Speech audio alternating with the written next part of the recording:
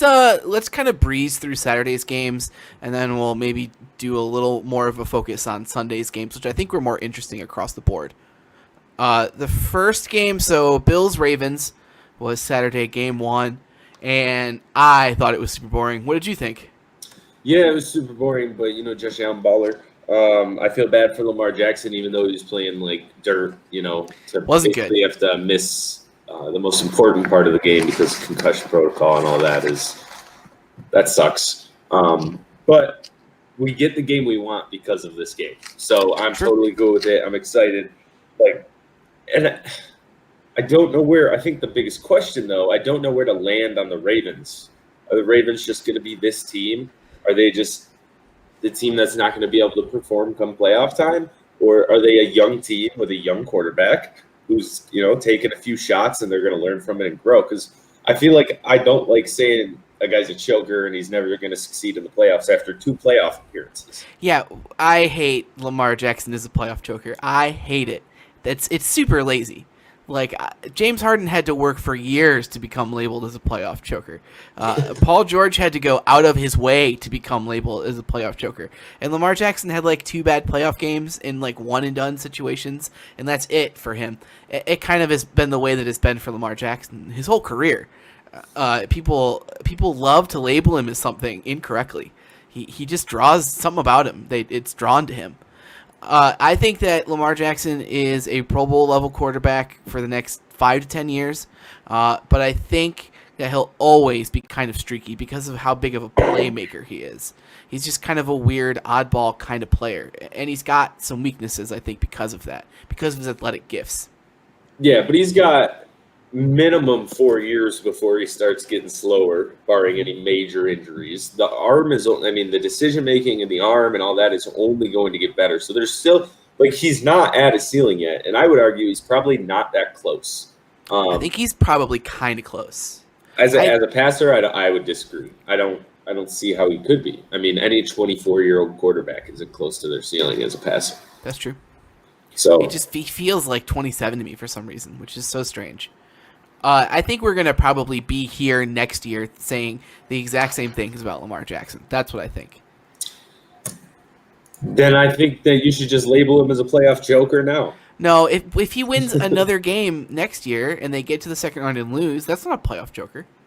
Getting into the second round 2 years in a row is, Yeah, and people forget, Drew Brees hasn't won a Super Bowl in over a decade. Aaron Rodgers hasn't won a Super Bowl in over a decade. It might be coming. Especially, we'll talk about that later. Never mind. Let's move. So ultimately the Ravens are a really good team, probably not a great team.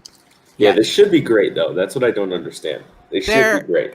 They have as much talent as anybody in the league, and maybe more than anybody in the league. Last year they had the record number of Pro Bowlers, and then they got better. They might be kind of similar to that Carolina Panthers team that went 15-1, and then kind of never really quite reached that again. The machine was running really well, and then I don't know, a little football stuff happens, but I don't think that's likely. But I do think that if they don't do better next year, that there will be some changes. Whether that's Harbaugh, whether somebody gets hired away and they have to do something else, Wink Martindale or whatever. But something about Josh Allen in this game. That is a big growing point that he's gotten to this year is they got ahead. They got in a position where they were up 10-plus points, and he just was content to dink and dunk and, 2 first downs and punt it, get it down to their 5. All right, we know they're not going to do much on offense. They haven't all day. And just conservative and safe. And, there's certain situations where you can do it too much. And I think he was perfectly in the middle throughout this whole game. I think it was the sign of a guy who's going to have success in the playoffs for a very, very, very long time. Josh Allen just learned to make less mistakes, which isn't super in-depth analysis. He doesn't make the boneheaded plays he was making a few years ago, and he's got some good receivers and kind of talent around him, and it shows. It's a good team. And when he has to chuck it, he has Stephon Diggs. So, he's kind of got what the Lions have in theory, where they have receivers who excel at every level of the field. Is that what it is? Like the plane? What do they call it? Anyway, they have a short guy, a medium guy, and a long guy. Is what I'm saying. Right. Let's move on to the Packers Rams. You give me your thoughts first. I've watched as much of this game as I can, but when it was on live, I was crazy busy at work. So I really want to hear your take. My take is half baked, but I do have one. The Packers are just a better team. They just were better. I thought they were coached a little bit better. I thought that schematically they came out looking better. I think Aaron Rodgers is playing the best he's ever played, and they still can't figure out how to guard Devontae Adams in the 2-yard line, which is pretty wild. It's pretty crazy how often that works. They run the same thing every time. He just runs laterally into the end zone, and he's open. The Rams were actually a little better than I thought that they were going to be. Obviously, Aaron Donald was hurt, and Sean McVay does his Bill Belichick move and then lies at halftime when they're like, so Aaron Donald's only played 65% of snaps. Is he injured? Are you holding him back? Are you seeing a snap count? He goes, no. Okay, sure. Well, then you should be fired. One of the two. That's it. I mean, Jared Goff looked okay. He's solid. He's okay. I mean, all things considered. And then I don't know if there's anything that can be done to stop Aaron Rodgers right now. I don't know if there's anything. He just went up against one of the better defenses in the league and torched them. So I heard a couple of people say that what they thought that the Rams were going to do is take Jalen Ramsey and put him on Scantling and then double Adams with the other two guys. And they didn't do that. From what I could see, it seemed like Devontae Adams and Ramsey were kind of one-on-one a lot. And I think that was probably a mistake. I guess I wouldn't know as well as Brandon Staley, who will probably be an NFL coach here shortly. But I didn't love what I saw from the Rams on defense either. I don't think it was their best game. I don't think that they were at full strength. And I don't know if I think that Jared Goff will be the quarterback next year. He shouldn't be. They should be trying to go in a different direction. It's all going to be based on cap, and if there's somebody available in the first round, or if they want Matthew Stafford, or any of those number of things that it could be. But yeah, man, Wolford was supposed to start. Was the starter. They had given the job to Wolford. They decided it was better for the team. So take that to me what you will. You need to know. Yeah. That says everything. Let's move it. There's just not much from that game. I don't think everybody knew how it was going to go. It was also the game I kind of was like when it was halftime and the Packers were up 10 up until the 2-minute drive. I was kind of like, this game's probably going to be over. They just didn't have the offense. They couldn't keep up. By the way, I can't believe the Bills-Ravens was the buster on my parlay. 49.5 points. That was the one I felt the most confident about. 49.5 from the Bills and Ravens. It was a cold day in Buffalo, man. They were hooting and hooting and having a good time in there. That's for sure. I would have hit my parlay if those dummies could have scored 50 points. I'd have hit it. I got the other 3. So this was, I think, the game with the most to talk about is probably Browns-Chiefs. Michigan's own Chad Henne is both still in the NFL and also played in the second round of a playoff game today. And maybe should be an Olympic sprinter? Yeah, it has this amazing 14-yard sprint to basically win the game. Yes, to win the game. Take what could have been a really bad shot. But hey, playoff football, man. Playoff football, right? Playoff football. Do we have an update on this Mahomes concussion? Is this a multi-week concussion? Is this I looked right before we started recording, and there isn't an announcement yet. I don't think we'll know until Friday at the earliest. I think it'll be Wednesday because that's when the initial injury report comes out. I think if he's anything besides probable, then it's not looking good. It's hard to get back from a concussion in a week. You got to pass a lot of tests. It's not, you can't just man up from it. You know, they don't let you do it anymore. Right, they used to, but we saw how that turned out. Can't just take a hit of smelling salts and go right back out there. No, with your eyes crossed. He looked concussed. Even the announcers in the game were like, "If that's not a concussion, I don't know what one is." It was a bad hit. It wasn't good. So. It showed the importance of this guy, though. It absolutely did. Everybody knows he's unbelievably important, maybe the most talented player to ever play the sport. But I think it was coming. You know it was coming the same bullshit we heard with Tom Brady in New England. Is it Bill Belichick? And it was coming with Andy Reid and Eric Bieniemy, and especially if Eric Bieniemy went and was successful, or if the Chiefs would have scored another touchdown in this game or something. We would have been hearing it. But they couldn't do shit without Patty Mahomes in the game, except for wait for the Browns to choke it away on the final drive on defense like 3 different times. I don't know. I don't know if I think that's fair. You let Chad Henne run the ball 14 yards, the longest run of his career. He looked fast on that run. I don't know because everybody else. It was the second time they did it to him. They had everybody else go to the other side of the field. And then they had one guy go left, and every Brown, not one guy in the Browns was like, they might be going left this time. And it was bad. But could you feel, as a Lions fan, us and Browns fans have this unspoken bond, right? Not anymore. Well, you know what? We had the 90s, I guess. We're losers. We're losers. And when it looked like they were going to come back, I felt it. I felt it like I was watching the Lions. Like, oh my God, I can't even imagine how I would be feeling watching this game. And then watching them collapse in the last 5 minutes. I don't know if collapse might be strong, but blow it. I think so. In the last 5 minutes. I also felt the heartbreak. Not as strong as I would have, but I could just picture each Browns fan just like their stomach dropping further and further. And if you're a Browns fan, you need to think of this season as a huge success. Huge. You know who was really good today? I thought Baker Mayfield was really good today. Yeah, until they needed him to be great. Yeah, but that's the difference. We'll see what happens with the Odell Beckham thing next year. But I think that they're going to come back and be even better next year. You think Odell's going to be back? I don't. I don't know. I'm not really sure. I don't think he tweeted out last week. He tweeted out a tweet about the Browns, and he called them they. I don't know. That just to me, and it was in a spot where he definitely could have put we. Like it would have made perfect sense. It would have made more sense. But he put they, and I don't want to be that guy too much. But from Odell during a playoff game, that feels like a subtweet almost to me.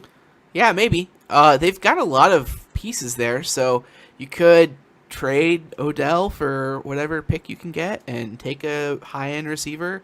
Rashard Higgins is probably a future one or a really good two. One of the two. I don't know if he'll be back. Really? I thought he was like a really young player. I think he's a free agent. I'm pretty sure they get a dead cap hit from trading Odell too. So we'll see if Higgins is back. Sucks. But Higgins, if you want to come to Detroit, let me know. I'll come pick you up from the airport. We can do that. I'll bake you cookies. Well, I'll make you a cookie dough. Good game for the Chiefs. Good game for the Browns. Probably a predictable final score, maybe. I don't know. Yeah, well, it would have been a lot worse if Patty Mahomes didn't get hurt. I mean, the Chiefs would have controlled the ball more in the second half. It would have been, I think this would have been a 35-14 game if Patty Mahomes didn't get hurt. So I don't know I thought the Chiefs were playing very well in the second half until Mahomes went down still. I thought that the defense was showing up a little bit. Yeah, I think they had 2 touchdowns left in them. From the bottom of my heart, congratulations to Cleveland. You fucking pieces of shit. I know. Why couldn't you just lose with us forever? Yeah. Well, I guess they are. You gotta. I guess we have the Jaguars now, maybe. Yeah. Well, they made a conference championship game a few years ago with Blake fucking Bortles as their quarterback. I think we probably know now that might have been a little fluky. Yeah, but they still did it. Yeah, I still got there. Let's move on to the last game of the day. The Buccaneers and the Saints. A really fun game until the last kind of 5 minutes or so. The Buccaneers defense was awesome. And that's parlayed with Drew Brees not being able to throw the ball very far anymore. What a sad way for him to go out. I disagree, man. I just don't think that he should feel that bad about it. Like, did he go out at the peak of his powers? No. But he didn't do that thing where he comes back for one more year and just eats shit. I think he went out with some pride. 3 interceptions. Yeah, I mean... And then his backup quarterback came in for a throw through it 60 yards for a touchdown. I think so. That was the same play that the Bears ran against them last week. A Sean Payton special. What doesn't work for the Bears does work for the Saints. A real metaphor for good franchises and bad franchises right there. I still think that the Saints played well. I think the Buccaneers were just better. Tom Brady was really good. Tom Brady he looks really good still. He still looks like you can win a Super Bowl with him. Rank these 5 players. Okay. Barry Bonds, LeBron James, Michael Jordan, Tom Brady, Michael Phelps. Tom Brady, Michael Phelps, Ty, Michael Jordan, LeBron, several people, Barry Bonds. That's blasphemy. I don't know if anybody's ever been as good at anything as Barry Bonds was at baseball. Well, we'll never know if he truly was as great as they say because he took a bunch of steroids. As did everybody else. Dude, I don't want to get bogged down in this. I don't want to get bogged down in this shit. Well, just know you have a bad take. Fine. I'll live with it. Another baseball cheating scandal this month, by the way. And it's totally going unnoticed. Nobody gives a shit. Nobody cares. I don't care. Do I ever care about cheating? No, because it should be ignored. You're the WWE. You're a ref in the WWE. Like Barry Bonds is gonna go out and hit a pitcher with a chair, and you're gonna be like looking up in the sky. I don't know. I didn't see anything. I didn't see anything. What do you think about Bucs Saints? Basically what you said. It was a good game for the first 3 quarters, 3.5 quarters, and then you kind of just knew what was happening. It was interesting though because we basically found out right before the game it was going to be Breeze's last game, and then I had the thought, when the Saints I believe had their lead early, if the Bucs lose, could this possibly be Tom Brady's last game? Are we seeing speaking of WWE? Are we seeing a loser retires match right now? Is that what's going on? But Tom Brady does it again. He's back to a conference championship game. He doesn't need no fucking Bill Belichick. He's 1,000,000 years old, and it doesn't matter. He's still so damn good. He threw some dimes today. He threw a ball to Scotty Miller late in the third, I think, that was literally in between 2 colliding Saints players. He's so good. And he's not so like handsome. These other 38-plus-year-old quarterbacks. His arm's not as strong as it used to be. It was never super strong, but he's not throwing ducks up. I mean, he's got some oomph behind it still. Yeah, Breeze, Roethlisberger, and Brady, I still think that even between those 3, Brady's still got the strongest arm. And that's not saying much, but I agree 100%. I mean, he does. He's still got the most arm left in him. When you combine that with Tom Brady's supernatural brain and diet, pliability, it makes him pretty unstoppable. Steroids, probably. Maybe. All right. Let's talk conference title games. Sure. We'll start NFC. We get the GOAT versus the guy who it's GOAT versus vice GOAT versus the best, right? Yeah. The greatest versus the best. I think it's greatest versus most talented.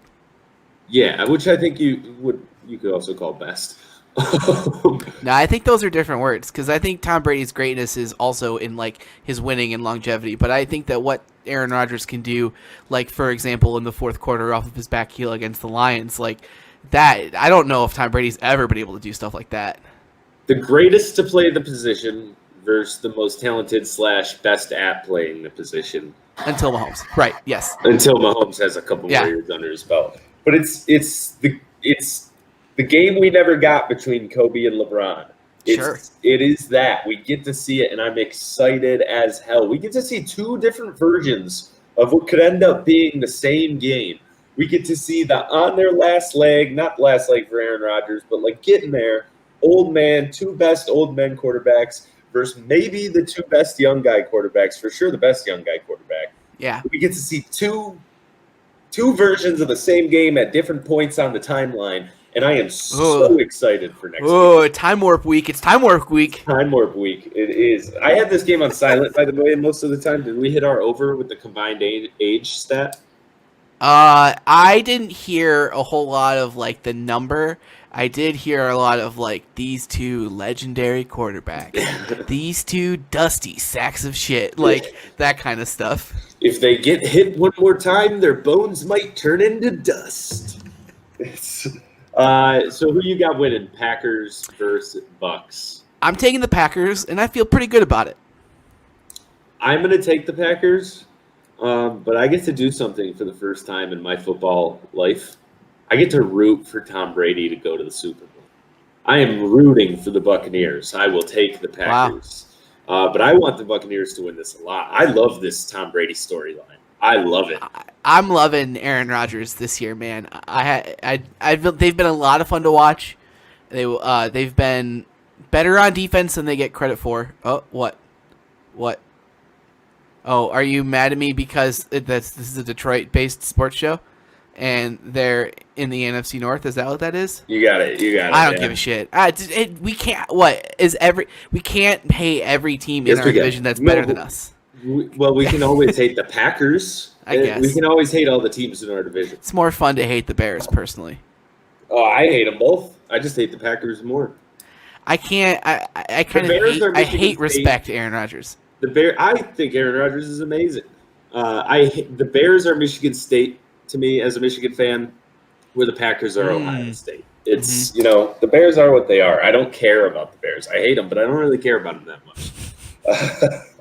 So I'm gonna say Packers by 3. I think it's gonna be super close. We're gonna go 27-24. Packers by 7, 35-28 shootout. Okay, it's gonna be awesome. I'm so excited. I dig it. And the one that might be even better, Bills versus Chiefs. So are we assuming that Patty Mahomes plays? Yes, we'll do that for now. I think it's the only way we can do it. Here's where I'm at. Give me the Bills, baby! Give me the Bills! I'm starting to wonder if the Bills are the team of destiny. I am genuinely starting to wonder if it's true. I've been out in the Bills all year, but coming into this game with, at best, slightly blurry vision, Pat Mahomes makes me think that this Bills team is going to have it, and they're going to reach the Super Bowl. I think I'm going to take the Bills because something in my gut just says, "Hey, man, don't do what Andrew did with the Miami Heat in the playoffs. Don't underestimate them all the way to their victory." Do it. Please underestimate them again, so I can rub it in your face again. No, I'm going to take the Bills. I'm taking the Bills, and I hope I'm right. I hope it goes also well. taking the Bills. I'm taking the Bills by 14. Josh Allen throwing 9 touchdowns. No, Josh Allen throwing 4 touchdowns. He's rushing for another. It's going to be the best game of his career. He's going absolutely stupid. What do I have to back that up? Nothing. If the Packers win in the NFC, I think that only strengthens the Bills' team of destiny argument. Everything's coming up Millhouse for the Bills right now. I think it might be the year. You can't. There's no Super Bowl that's disappointing. You either get Patty Mahomes versus Aaron Rodgers, Patty Mahomes versus Tom Brady, Josh Allen versus Aaron Rodgers. I guess Josh Allen versus Tom Brady might be the most lame out of all of them. But it's definitely. Those are some smaller markets for sure. But Tampa Bay this year is not a smaller market. No, and that's the one I'm hoping for. But I just think it could be the most lame Super Bowl. Just as far as storylines go, I'm a storyline guy. The Chiefs making the Super Bowl, I think, and playing one of either Aaron Rodgers or Tom Brady is, I think, the most compelling.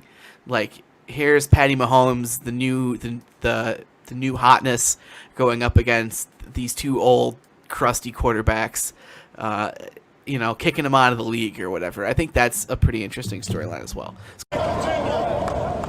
On day 1 of the Dan Campbell regime, the Dolphins immediately started to practice what the new coach is preaching. All I wanted to see is guys come out and compete and violently compete, and I felt that today. Campbell put some old school back in the routine, with players going mano a mano. No complicated strategy, just a new focus on simple toughness. It sparked one brief scuffle that left the new boss shrugging his shoulders. I'm not telling these guys to go out and start throwing punches, but hey, if guys get a little bit heated and they get after it a little bit, you may have some of those. Everything else, it was all about being primates again. Every one of those guys. Just back to the days where, hey, you line up and you go. Dolphin players, bummed out about their 1-3 start, seem energized. Okay, I just want to leave some space for okay. And then I have this quote here from an article from Pride of Detroit, which, anyway, here's the quote. On offense, I need you to control the ball, man. Chew up the clock. Let's get in manageable third downs, get your first down, and let's do some more things that are high efficiency plays that are going to chew up the clock. And what I wonder when I hear that is Darrell Bevell going to come back as the offensive coordinator? He better not, dude. No, he won't. You don't get your first head coaching gig and bring back an offensive coordinator. You put your staff together. For sure. And if that means that we get a bunch of offensive minds from the Saints, that would be super cool. But it sounds like Darrell Bevell was very seriously considered for the head coaching job. And I wonder maybe a little bit if part of the deal for bringing in Dan Campbell, who's a first-time head coach, is... That would mean they haven't learned anything. Anything.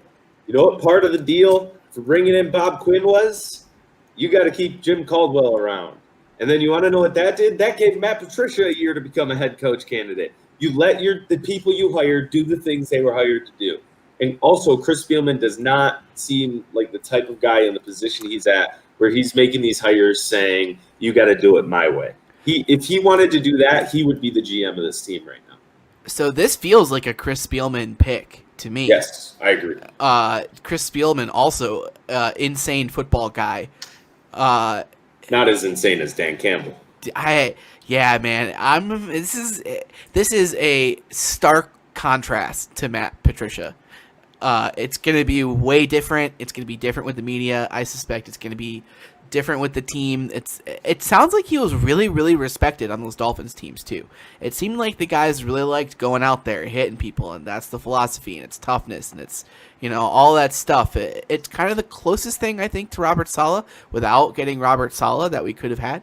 So, I don't really have like a grade for this, but I'm interested to see what's next. Yeah. You're not going to look at a guy who has 12 games of interim head coaching and then a few other jobs. And he was an assistant directly to Sean Payton in his time in New Orleans, as well as tight ends coach. Yeah, both of those. And I'll tell you who's happy about it. Thomas James Hawkinson. Oh. Who's happy right now. Getting a former tight end, he's going to get you the ball.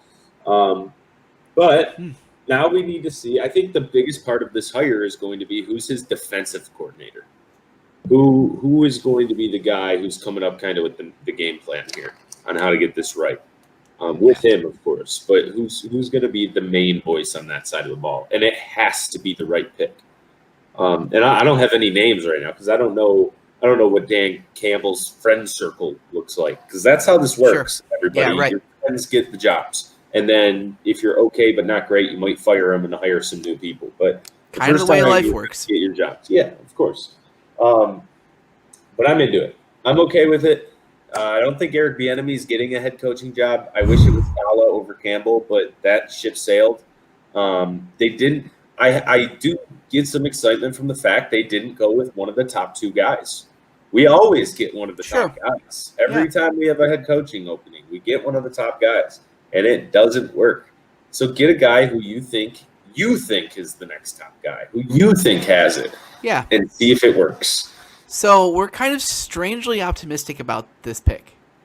Yeah, we're always strangely optimistic about the Lions. I think we're just glad it's not Marvin Lewis. Yes. Because you and I were having a little bit of a freak out about it being Marvin Lewis. It's great. You're going to go 8-8 and compete for a wild card spot, sure. Maybe. Yes, exactly. I'm not on board with that. And then Brad Holmes is the GM. I don't know. I came on the show last week. I said I don't know what to tell you about the GMs. They've all been directors, player personnels, and scouts, and all that. This is Brad Holmes' resume as an executive: scouting assistant, combine scout, area scout, national scout, director of college scouting. They all have the same resume. So just wait till the draft, wait till free agency, and we'll decide then. So he all of that's with the Rams, right? Because he started as a PR intern. Yeah, he's been there for 17 years. So, that's a pretty good organization to come from. They've scouted some guys well, I feel like. Maybe you close your eyes about Jared Goff and you look elsewhere. But, they've got some talent on that team. Cooper Kupp and... he's the director of college scouting for them for 7 years. These are just some of the names, though. So he has done good. Aaron Donald, Todd Gurley, Cooper Kupp, Corey Littleton, Pharoh Cooper, Jared Goff even. That was probably a miss, but, it's an NFL player. It's barely a miss. Yeah, it was close to not being a miss, but they, be the first pick and all that fun stuff. He worked at Enterprise Rental Car before he got the job with the Rams. So this guy he's earned it. He's worked his way up. Hopefully it'll be good. It's cool that the Lions hired a minority candidate for GM. That's super cool. Glad we did it. And that's it. That's all I got. Yeah, same. I hope. I hope feel it like works. One thing I do feel confident about is that they interviewed a bunch of people for both jobs. They really made an effort to go through, hire a guy to do it with their Sheila Ford Hamp. They put the work in. Hopefully, we were like the 5th team to announce our head coach of the 7 vacancies. And So the Texans might get Bieniemy. Aaron Donald. Yeah, sure, that'd be great. I would take another year. I'm not going to the Texans right now. You joking? No draft capital. Deshaun Watson's on his way out. You might recoup some of that draft capital. I am not going there right now, especially if I'm an offensive guy. What are you going to do? Spend 2 years trying to get that offense to be average after this? Yeah. No J.J. Watt. What would you give up for J.J. Watt? A 3rd-round pick. I think I would be very happy to do that. Yeah, maybe a 2nd. But this year we only have 5 draft picks, so I think we should think about that. Yeah, for sure. Not all-time draft capital. So that's the Lions. We'll see. I mean, the draft's coming up here in a few months. A few more than a few months. Free agency in a few months. We're not even done with the Super Bowl, so just be patient. Yeah, I don't want to go through it. I have an interesting thing that we'll do later, but we want to take our time with some football right now. It's a long year, off season. Yeah, there's some different things to cover. Let's talk some Pistons. Let's do it. Let's talk some Detroit Pistons. Did you see that they just came out and beat the shit out of the Heat by 20 yesterday? Yeah, the Heat are kind of not good this year. They're still trying to work out their rotation, I think. No Tyler Hero in that game. Not a lot of Dragic. They closed the game with a really strange closing 5.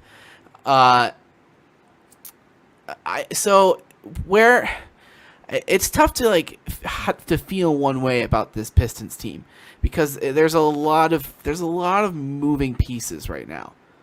There's a lot of things that could go right or wrong still. I feel great about this team. This team is exactly where I want them to be. They made, obviously, an amazing signing in the offseason in Jeremy Grant, who had 24, 9, and 6 last night to go along with 4 blocks. He is the most improved player in the NBA, and there's not a close second. And if there was a close second, it might be Josh Jackson, who has been fantastic. He was really bad yesterday, but it didn't matter. You have Blake, who's not healthy, but Blake is not playing well. I get this weird feeling that there's going to be some sucker team who comes and gets him at the deadline. There's going to be somebody. There's going to be, the Blazers, if there starts to be rumblings about Dame being unhappy, and they're not going to win anything, so go for it. Or maybe the Mavericks. The Mavericks should go get Andre Drummond. That's neither here nor there. Plumlee, good signing. Wait. I think Blake makes more sense than Drummond because they have Kristaps. Can you play Kristaps and Drummond at the same time? Yeah, 100%. Kristaps is perimeter oriented. On defense, you can lock down everything. Kristaps can guard the perimeter a little bit at least. I think Blake is a little better of a fit, but let's keep moving. I don't want to get we don't want to get trapped. You finally got Sekou 17 minutes last night, which is either a season high or 1 minute off. He's averaging 15 to 18 a game. And then no, he's not. Just keep going. And then Isaiah Stewart had the best game of his career. Double-double, the first one. Super efficient from the field. Just the most energized player I've maybe ever seen. And real energy, not Patrick Beverly bullshit. Real energy. A guy that comes in and impacts momentum. Impacts it immediately the second he's on the court. He had 7 offensive rebounds yesterday. 7. That's a ton. That's so many offensive rebounds. I just every day I love Troy Weaver more. We suck, but we're fun, and we're some really cool. Yeah, we're the best version of sucking you can be, which is entertaining. Sekou's playing 12 minutes a game, by the way, 12 minutes a game. I'm even shocked by that. I'm shocked by that because there's been a couple of 4-minuters in there, and there hasn't been anything over 20. I don't think so. And then Derrick Rose also had the best game of the season for him. So yeah. Mm-hmm. He's Sekou's averaging 5 and 3 right now. and 12 minutes, which So is per 36 okay. of 15 and 9, that's awesome. Like, Sure. that's- Yeah. Okay. Sure. he's 20 years old. We look for silver linings with 20-year-olds. That's I think we're just still a year or two away with Sekou. but he should be getting playing time. Yeah. He should be on the floor. I've seen some stuff I don't like as much from Sekou. I actually really think, looking at the rotation and like the minutes per game, I actually feel like it's in a pretty solid place where I feel like everybody's getting about as much time as they should be getting. I think if you were going to move some time around, you might move. Give all Yeah, those well, Wayne Ellington, sure. He's playing like 18 minutes a game. Or DeLon Wright, who's playing 26. I think and it has been really bad. Yeah. And then Genie has the best game of the season 2 games ago and gets 2 minutes yesterday. What is? Yeah. I don't understand what Dwayne Casey's doing. He's you all heard over us the talk place. shit about Sekou, so he gave Sekou 17 minutes, but then you leave out the best shooter on the team by a mile, and you give him 2 minutes. So I'm almost all the way happy. I'm almost all the way. I'm as happy with them as I am with any Detroit sports team right now, because I'm looking out the windshield, and all I can see getting closer and closer and closer to me is Cade Cunningham, all 6'8", 215 pounds, 38% from 3 handles for days, just getting closer and closer. I mean, we're a 7th of the way through the season now. It's, this is about what this team is going to be. It's not going to be a super long season. They are going to have a little bit of a built-in advantage, I think, in the second half, as most of the teams right now are getting hit from COVID in some way, and we have not had any of that yet. Yeah, we've gotten pretty lucky. I wonder if that has anything to do with how secure Michigan has been. I don't know. Just tossing stuff out there. So we are going to do the top 3 assets for the Pistons, what we think they are. I think you and I are probably unanimous in our number 1 asset, and it is our first-round pick next year. Bingo, bingo, It is bingo. Cade Cunningham or Jalen Suggs or Jalen Green or one of those guys if we land 1 through 5. If we get Cade Cunningham, I seriously think I think you probably have to stop tanking if you get Cade Cunningham, and I actually think the team is in a pretty good position to do that. You got to try one more year. I mean, if the rule changes, Imani is going to be there. If you get Cade Cunningham, your roster should be Cade Cunningham, Jeremy Grant, Sadiq Bey, Isaiah Stewart, Killian Hayes, and 7 me's. Just clone me 7 times and let those guys do their thing. And Josh Jackson, you can have a Josh Jackson. And I'd keep Spee. Yeah, and Sekou, I guess. So, and then also I think I would be super on board with our number 2 asset being the next year's first round pick, but I don't want to do that for this. Oh, interesting. So I think the number 2 asset right now is probably Sadiq Bey. I also think the number 2 asset right now is Sadiq Bey. 22 minutes a game, 10 points, shooting lights out from 3. 42% from 3 on 6 attempts a game. Awesome. That's a Good enough superstar defense. shooter. Yeah. And I mean, and his body's still growing, not growing height-wise, growing athletically and agile. He's going to be more agile. And we've seen over the last week and a half that he has a little bit more around the rim than he showed in the first 6 or 7 games of the season. He's got 4 rebounds a game. That's not nothing. He's going to be I think his ceiling I always talk about this with you. I don't know if the listeners know, but ceiling and then absolute ceiling, 2 different things. Ceiling is you're realistic. If this guy gets really good, what's he going to be? Absolute ceiling for Sadiq Bey is a little bit better version of Chris Middleton, I think. I would say probably Chris Middleton.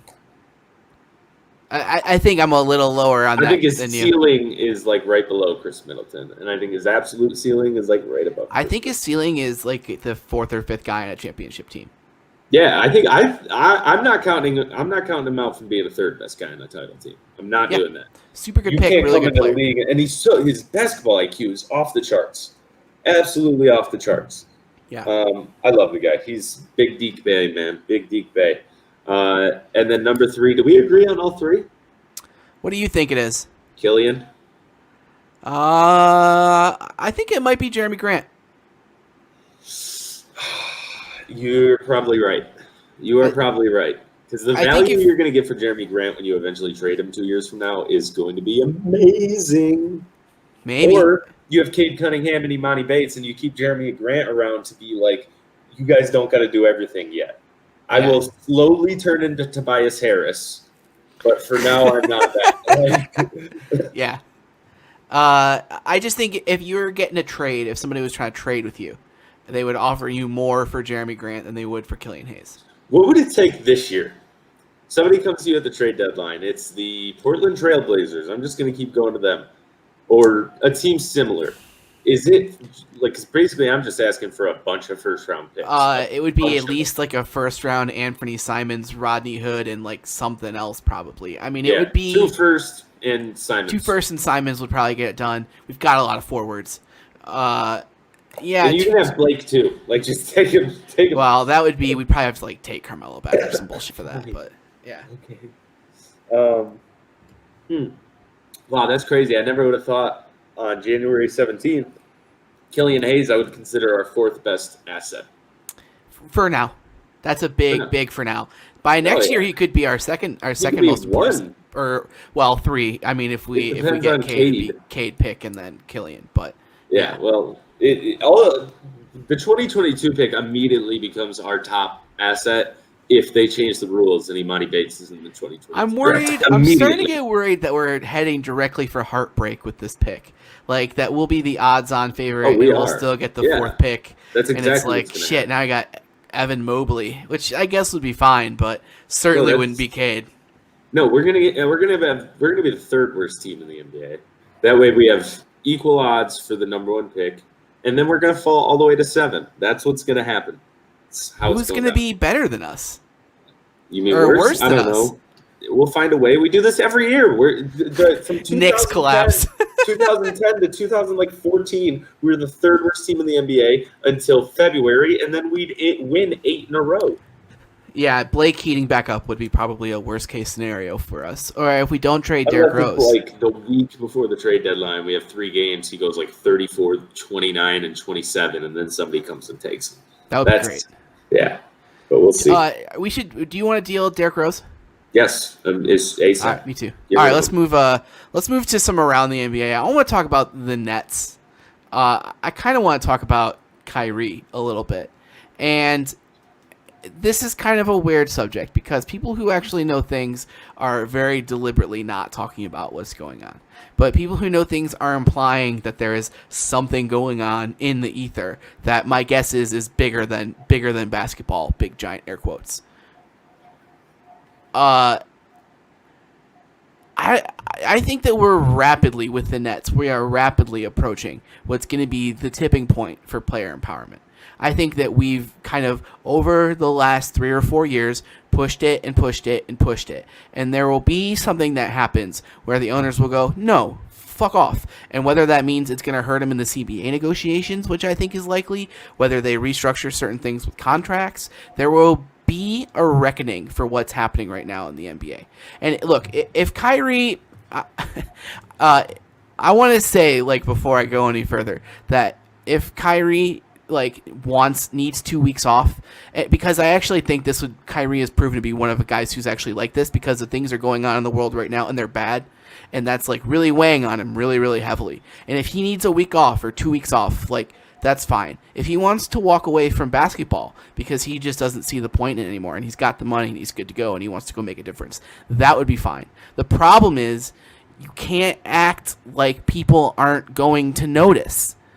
When my brother, one time when I was in Florida, my brother backed into my grandfather's mailbox with his car on accident.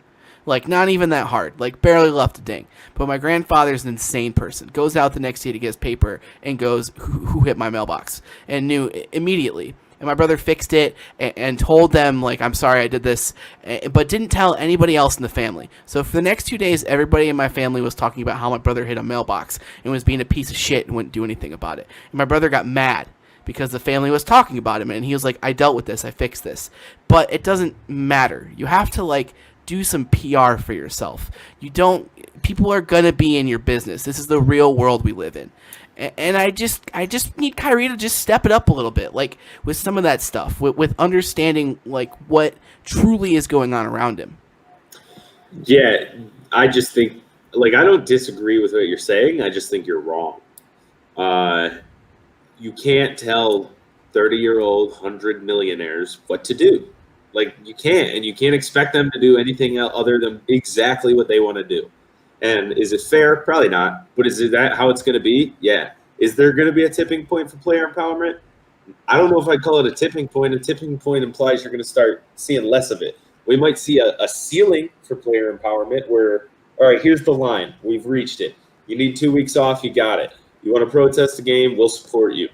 You know, you want to trade? Demand your trade. Like, those things aren't going away. Right. They will not, because these guys have too much power. What are the Bucks without Giannis? Nothing. Sure. What are the Lakers without LeBron? Maybe fighting for a playoff spot? It's just it's not going away. They're too valuable. These guys are worth hundreds of millions of dollars to these franchises. They're worth way more than their contract is. I just don't think it's going away. But with that said, I don't necessarily think you're wrong the way you're looking at it. I think the way you're looking at it, you're right. I just don't think it's going to change. And I'm all for player empowerment. You know that I am for sure ultra player empowerment. Oh yeah. And so are you. I just think we have a difference in opinion on where it's going, where it will stop, and where it will end up.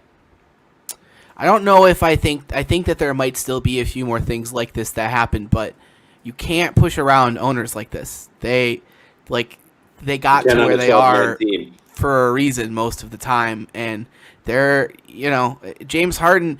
I think that if James Harden was playing for a franchise that was a little more stable than Houston seems to be right now, that this story would have been very different.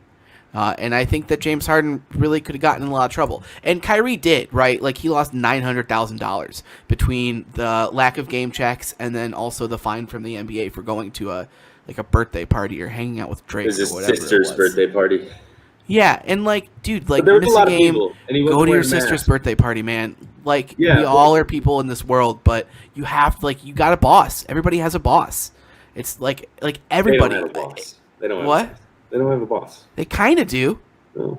I mean, can't really Adam be Silver fired. is the You can boss. be transferred, I guess. You can't be fired. I mean, you can become enough of a problem that you have to go play in China, but that's a different not when you're thing. Kyrie. Right, not when you're Kyrie, but it's going to affect either the money he'll make in the future, or I don't know. I think he almost got traded. I think it affects his boss more than it affects him. Probably. Kyrie's trade value is lower than it's ever been right now. They're gonna find a way to get back. And he was traded for Isaiah Thomas. Yeah, wow. As low as it's ever been. Let's talk basketball now. Well, I got one more thing. We thought that Kyrie was gonna get traded, but if you're trying to trade Kyrie, where do you trade Kyrie to right now? My biggest dream in the whole world is they trade him to Washington for Russell Westbrook. I know it would never happen, but it is my dream to see the Thunder guys reunited. Oh man, I would love every second of that, and I think it would be the first time in Russ's career where he'd look around and go, "I think I got to take a back seat. I think I got to chill out." Because when I watch him play in Washington right now, you can see the look on his face for the first time where he is looking around, and it's almost like he's going, "Shit, it was me the whole fucking time." He's having this come to Jesus moment, realizing his style of play does not work. And I think if you put him back with the guys who, he grew up with James Harden, I'm pretty sure, and then even as kids, and then let's not act like 19 to 24. I'm still growing up over here. He grew up with Kevin Durant and James Harden in the NBA, so I think those are some guys who would be able to look at him and be like, "Russ, stop fucking shooting the ball so much, dude. Give me the ball." Yeah. Where I think James Harden could do it a little bit, but I think when it's just James Harden, the leadership isn't there. But when it's James Harden and Kevin Durant looking at you and being like, "Dude, you're gonna listen. I don't care who you are." Yeah. Unless you're Kyrie, then I care. I object to the story that Kyrie was angry about the hiring of Steve Nash. Sorry, man. Sorry. I don't. When athletes, I get that they get a say, but if you don't, and this is different than Deshawn Watson, who was told he would have a say, and then they were like, haha, just kidding. When it's KD and Kyrie, I get that Kyrie won't think this way, but it's KD. KD's the guy. Yeah, for sure. But those two should basically, if they want it, should have full control over who's hired as the head coach. Again, it sounds like maybe Kyrie had some thoughts in his head and didn't speak them out loud. Yes, which is kind of my guess Yeah. Very common theme with Kyrie. Like you can't just expect people to know what's There are going on in your head, especially at Kyrie. You're a nut job. So, like, there are $1 million PR apparatuses in place for Kyrie to give his opinion, and for you're making Kombucha girl face. What? I need breaking news music. Drew Brees to think about future, not officially retiring just yet. Oh, whatever. He's already got the Thursday night football deal in his hand. Yeah, I don't know. People don't really like Drew Brees. I think that they might like him in an analyst booth. Who knows? You get to be a or character they would when you hate do him that. even more. Yeah, but does Drew Brees seem like the type of guy who can create a character? I don't know. I haven't really watched a lot of Drew Brees interviews, if I'm being honest. To me, he doesn't. All Who's right. coming out of the East? I still think that it's going to be the Nets. I think they have too much talent. Going with the Sixers, man. I'm sticking to my guns. Sixers? They haven't been good. I need to see this for a couple more weeks. I don't know if that's necessarily true. I guess I don't know what their exact record is. The last week they've been. game- I mean, when the Simmons to the Rockets rumor started heating up, Simmons really started playing poorly. Yeah, I mean they're. I think that team is awesome. I think they do everything. Everything. I don't think they really have a big weakness. Even shooting threes now, they've surrounded Ben Simmons with guys who can shoot. But I did this last year for the same reasons. And Yeah, it ended up man. not being true. So. I think the Sixers are just, you're going to be chasing the dragon. Like, they're never, I just don't know if I think the Sixers will ever hit their potential the way they're Can I read you this Nets bench, though, that was playing against the Magic, by the way, where Kevin Durant and James Harden combined for 74 points, and they barely beat the Magic. They also combined for 15 turnovers. Jeff Green got 30 minutes. Timothy Luwawu-Cabarrot got 24 minutes. Bruce Brown got 24 minutes. And Reggie Perry, tell me how many times you've heard that name in your life, got 13 minutes. That's weird. I feel like they've got some players. Not anymore. There's nobody left on that team besides the big three. And if Kyrie can't get his shit together, it's going to affect that team. Period. Point blank. There's no way. I think Harden and KD by themselves are enough. Yeah. I think Harden's going to... I think it's going to depend on what Giannis can do against KD and then what Drew Holiday can do against Harden. The Nets have two really bad matchups in the playoffs. The Bucks are a bad matchup, and so are the Lakers. The Lakers have both of those teams have option 1 and 1B as the two best options to cover Kevin Durant in the world in Anthony Davis and Giannis. And then they also have Drew Holiday, who might be the best perimeter defender in basketball in the Bucks. And you have LeBron, who in crunch time, you can stick on James Harden and Kyrie Irving. Flip them back and forth, whoever's running the show at that point, and they can guard them. So I think there is some potential matchup issues for a team that can play zero. I think you could get real wild with it and just post Anthony Davis in the block and then put LeBron on KD. I also think maybe, just maybe, Lakers Nets, so you could play LeBron at the 5 and Anthony Davis at the 4. That would be fun. I think it's possible. Who's coming out of the West? Just kidding. It's the Lakers. Don't even answer the question. So should we do who is going to come out of the West if they die in a plane crash? If the Lakers die in a plane crash? Yes, sure. Okay. Didn't understand or that whatever. Don't say the Clippers. I literally couldn't. I tried my best. Give me yours. Can I give you the Phoenix Suns? You can. I'm going to rebuttal with the Portland Trailblazers. Oh, I don't know, man. I'm not sure if I think that... Well, Nurkic is out for the year or forever or whatever. What? 8 weeks. Oh, okay. Still, there's something's not right. That dude's... I don't know if you can depend on that guy to be around for you. But if it wasn't the Lakers, I would not count out any of the next 7 teams currently in playoff spots. I like the Phoenix Suns, man. I would say there's teams with lower shot like Utah, but I'm not in San Antonio, but I'm not counting out the Clippers. I'm not counting out Phoenix. Huh? I'm not counting out Portland. What? I'm not counting out Golden State, and I'm sure as hell not counting out Dallas. Did you say San Antonio? Yeah, I'm definitely counting them out. Oh, okay. Yeah. Are you? Because you should be. Never. All right. You got anything else for this week? Nah. This has been a pretty action-packed show. We covered a lot of ground today. Action-packed. Action-packed.